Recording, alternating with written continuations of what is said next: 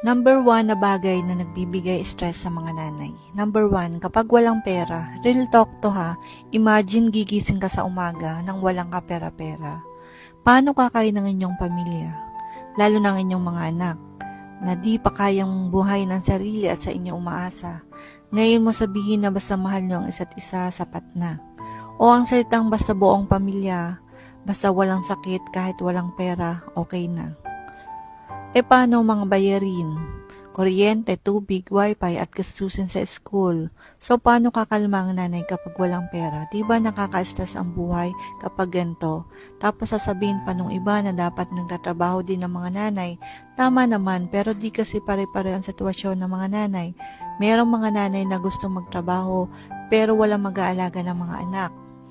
Ang pag-aalaga ay di biro kasi buhay ng mga bata ang nakataya. Kaya sana maintindihan nyo kung bakit mabunga nga ang misis nyo, kung bakit matipid at nagbabudget sila, kung bakit pinapatigil ka sa mga bisyo mo, kung bakit sinasabi niya na sa halip ipambili ng alak, ipambili na lang ng ulam, na sa halip bumili ng bagong panty, pinambibili na lang niya ng pangunahing pangailangan, at kung bakit masaya ang mga nanay kapag binibigyan nyo ng pera.